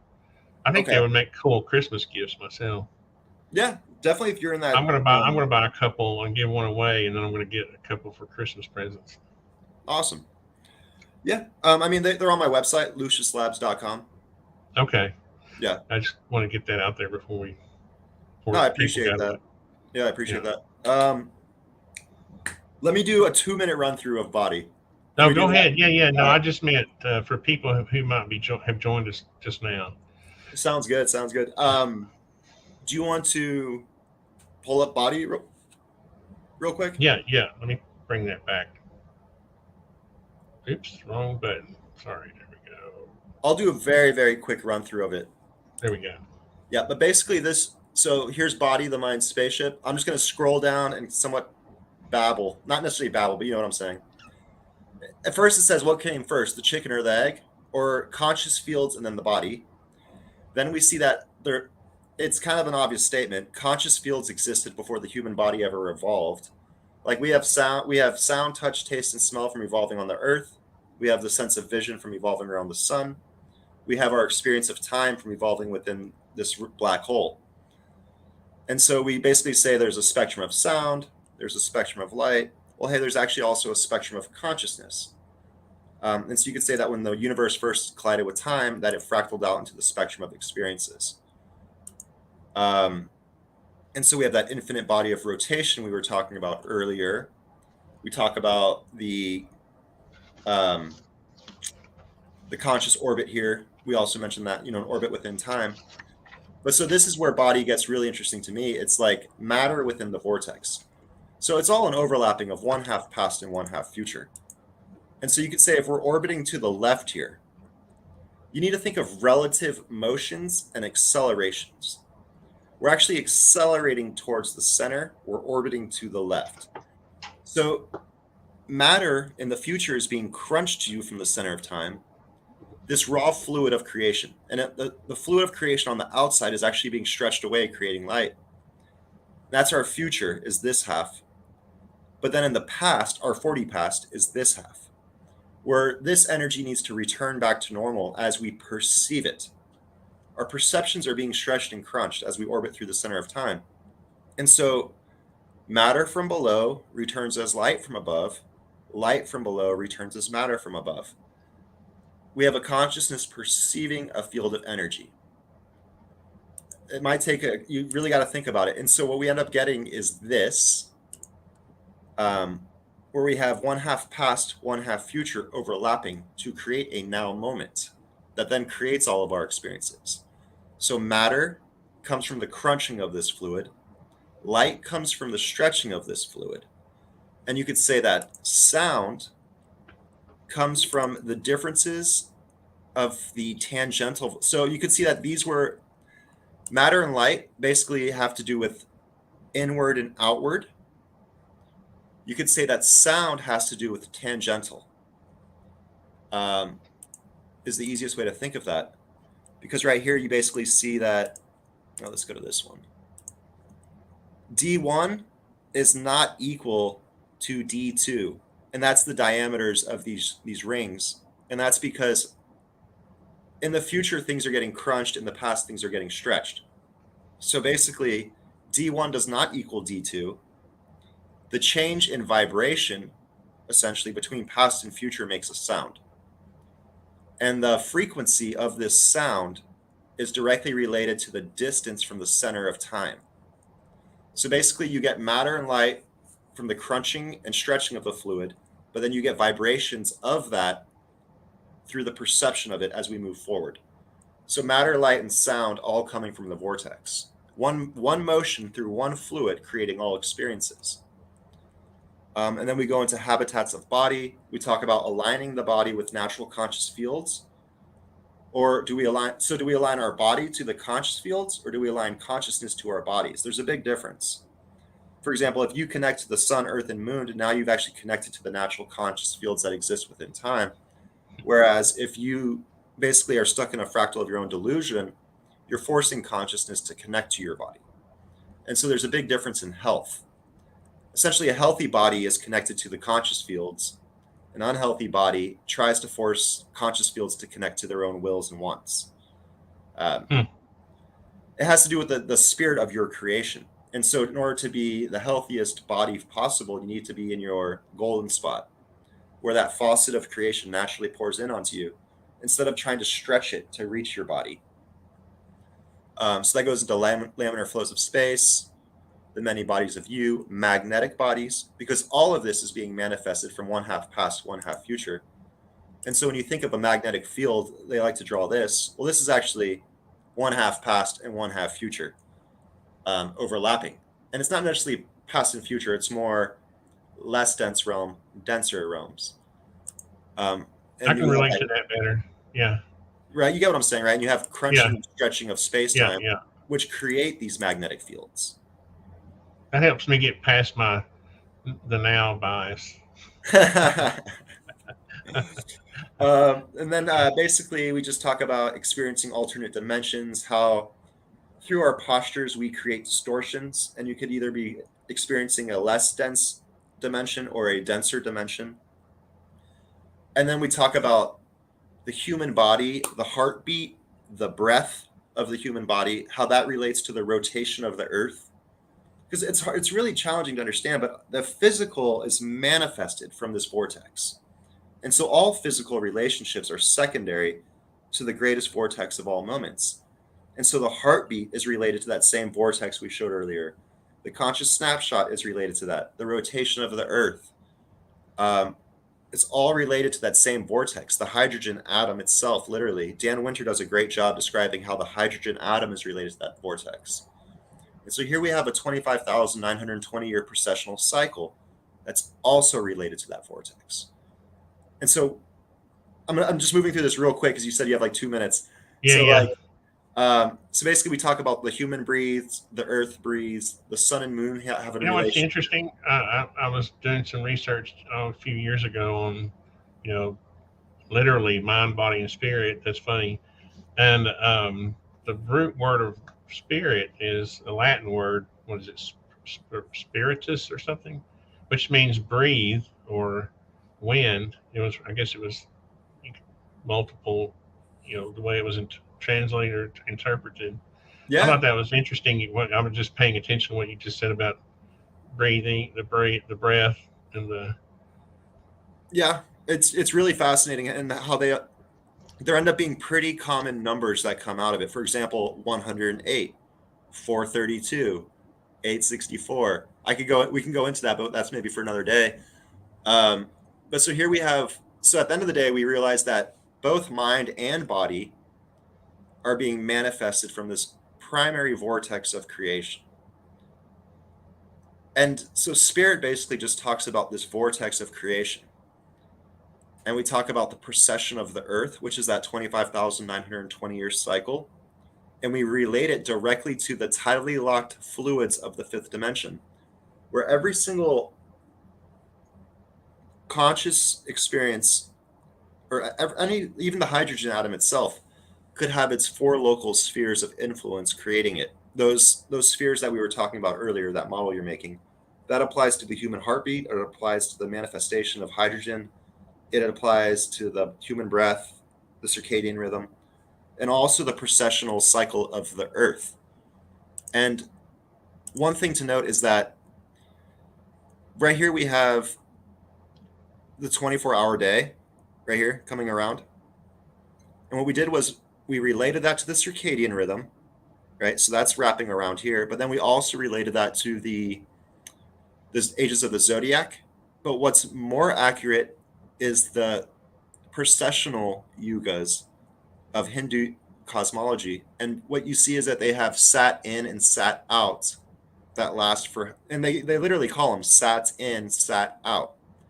Kali out, Kali in. And those relate directly to that drifting towards the center of time and drifting away from the center of time. And reminds me of a Mayan calendar. it's 100% related to that too. Yeah. And what's interesting, super interesting to me, and it's actually really easy to align the circadian rhythm to it, because you notice that Kali yugas are super short, Sat yugas are really long. Well, relating to the circadian rhythm, the Sat yugas relate to our beta experience. The Kali yugas relate to our delta experience. And so you can actually line up the circadian rhythm to these different cycles of time. And what you realize is right now we're in Dwapara transition into Tetra, which is also known as the age of Pisces into Aquarius, right? We're in that transition, which is the same as in the law of one, from the yellow ray energy center into the green ray energy center. And so what we end up talking a lot about in this book is basically just those relationships, because it all comes from one primary vortex of creation. And it's just really important for people to understand, in my opinion, that we are in a very distinct transition from this delta ring experience. We have been in the theta ring experience, but now we're jumping into this alpha ring experience, this green ray energy center, the Tetra Yuga, the age of Aquarius, however you want to define it. Earth consciousness is actually shifting from theta waves to alpha waves. It's the easiest way to relate that to the human body. It's like the earth is waking up from a dream. Hmm.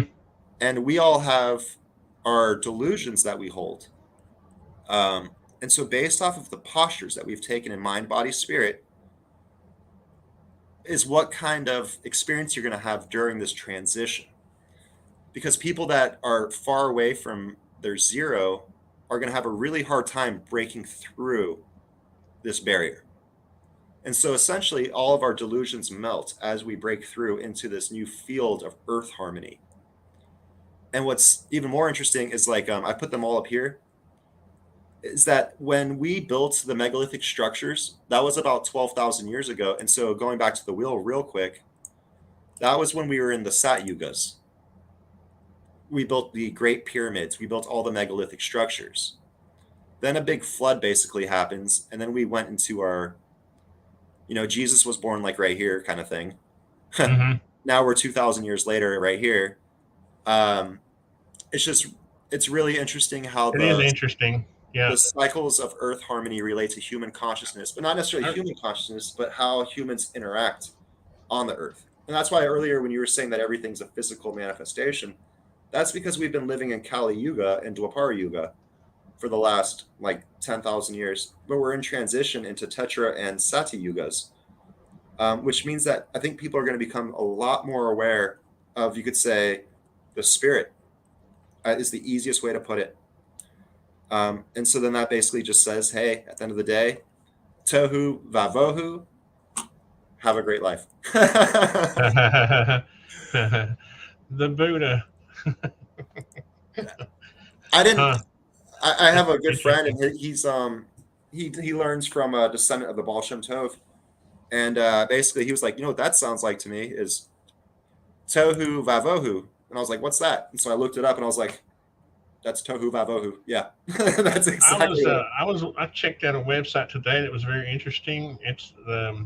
They're translating the, the great library in Tibet that has all the 84,000 books of, basically it's Buddha, it's Buddha philosophy, the Dharma, the sutras, what I mean? All of that is basically in a library in Tibet. Right. And there's a nonprofit that's translating it. So if you go to 84,000.com, you can go in there and read the translations. Where's their 600? What's that? It should be 84,600. Oh, let me see. Is it 84,000? I'm just Uh, saying that because of the numbers. It should be like I could almost guarantee it's related to it. it is, but I think what they've done here is .com is it may be that they only found 84,000.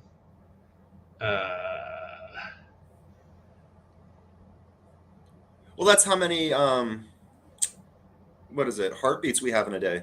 Oh, it's 84,000.co.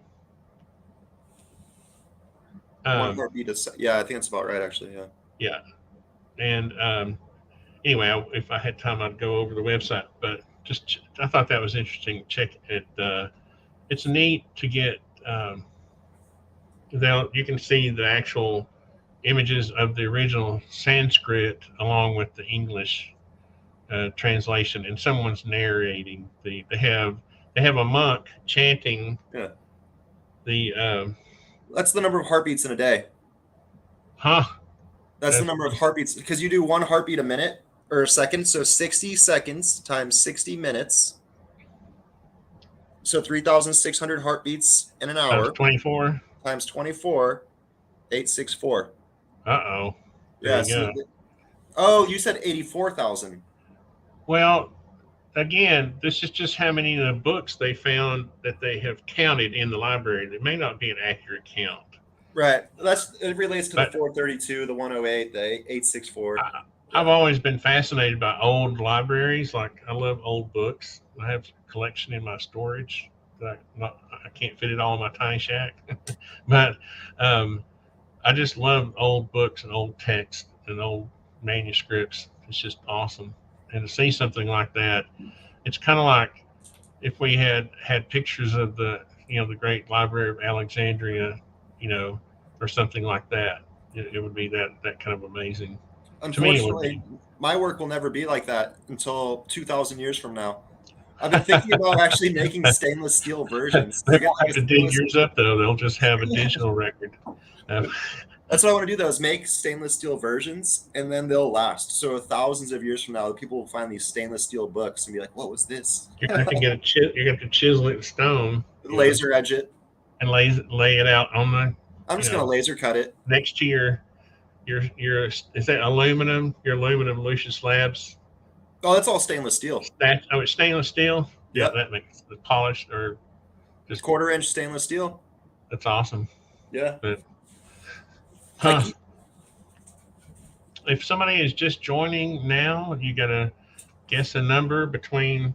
And one thing I was doing, I hope I wasn't too distracting while you were talking, was I wrote down the names and the numbers because sometimes YouTube does not save my live stream chats, even though I have it selected.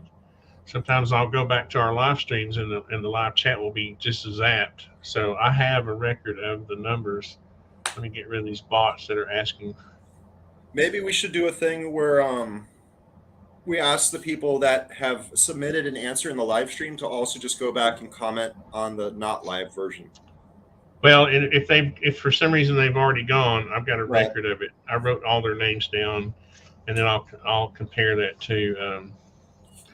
I guess what I'm saying now is that I'm going to state them at the end so that people, if somebody made it this far in the live stream and they're thinking about guessing a number, they won't duplicate the number in case these are gone. I So work with stainless just so that my work will last 2,000 years from now. People will find my hammer. it's neat. That'd make a great job site hammer. It's You could, okay. you could leave it laying out in the rain. It's not the best. It kind of dings up pretty easy, honestly, but it's all right. How thick is that steel? This is all quarter-inch. Wow, that has to be heavy. Yeah, this is a heavy hammer. Yeah. Yeah. What is that, about 15 pounds or something? Yeah, easy. Oh, I Easily. guess the head is not solid, though, is it? It's not a solid head, but it has, a square foot of quarter-inch stainless is about 15 pounds. Wow. Hmm.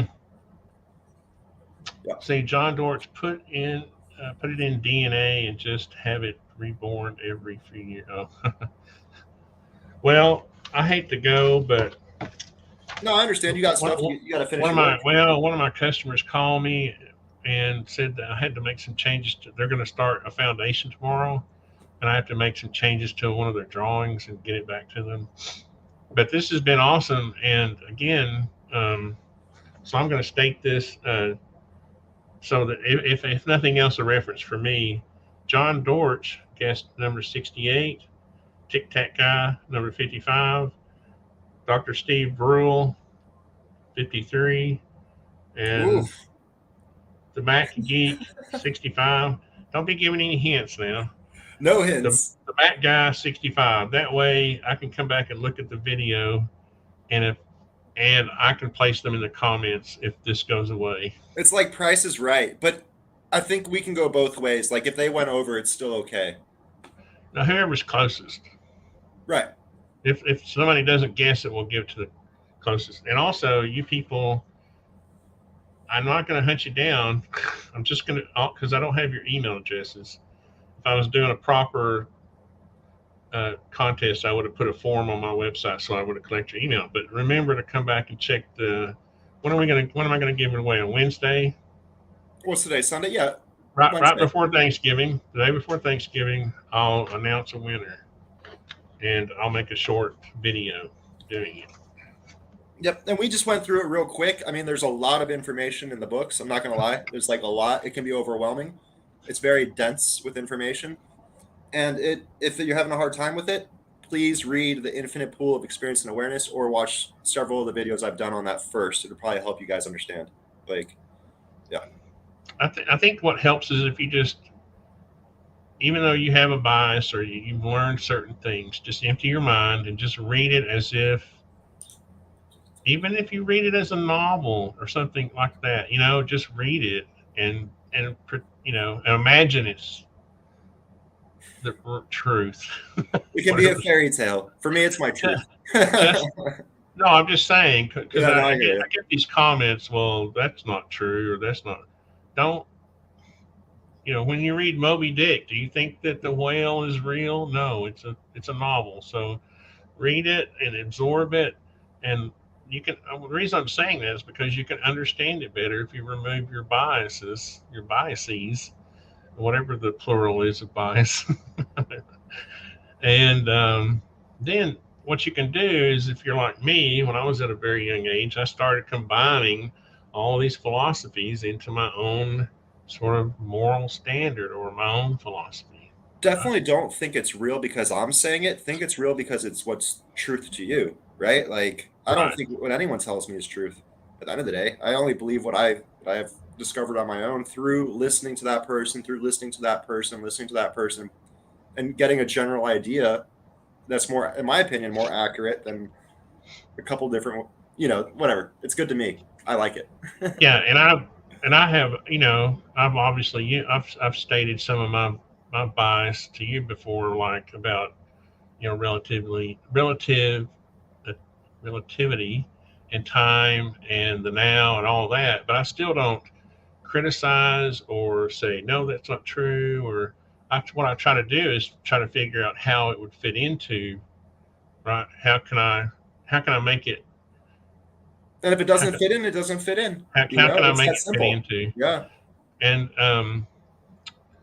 it's like earlier when you said, you helped me when you said, think, instead of thinking of it as past and future, think of it as on different terms, Like inner or outer, inner or outer. or less Yeah, dense and more dense. Yeah. right. Because that whole entity can be present in the now, right? Yep. It's Well, just that's the thing. you can Yeah. you can have, there's a dynamic to now. It's not just, right. Now is much bigger than the human perception of now. Yeah, yeah. Much bigger. Yeah. My only problem with past and future is that, anyway, that's a long story. That we can't do that in 20 And I was seconds. going to say, I'm opening up a can of worms that I can't close up. But Well, if you well, have thank 30 seconds to hang out, I after you, do, I okay. do. That's what I was trying to do, is give some time to close out this and then hang out a minute and then go from there. So, but thanks a lot, Alexei. That's very cool. Show the book again, just for people who haven't. It's I think awesome. people will like the back of it. Triangle, circle, square. Yeah, that's Well, I've heard awesome. someone say, well, it's actually square, triangle, circle. I was like, no, actually, it's triangle, circle, square, triangle, circle, square, triangle, circle, square, triangle, circle, square. So you can start the fractal pattern anywhere you want within this. I think what they're trying to say is that the square should be inside the circle, but I don't think it matters. Nah, they were saying the square's inside the triangle. And I was like, no. No, if anything, it would be circle, square, triangle. Circle, square, triangle, circle, Like square, the cube, triangle. it's like a cube inside a sphere. It keeps going. It's that fractal pattern of Yeah, infinity. in any event, it's a fractal, right? That's the point. It can be Yeah, either. yeah, Yeah. yeah.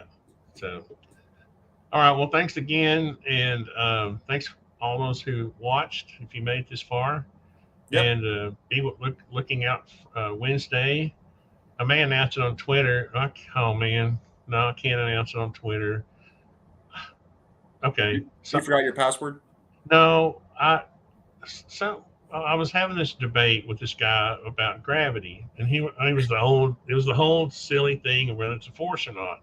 And I was saying it's a proxy. To me, it's a proxy force, right? Because anyway, it's a long story. And what I said was, if you don't think it's a force, just jump off a building and then send me a report on gravity after that.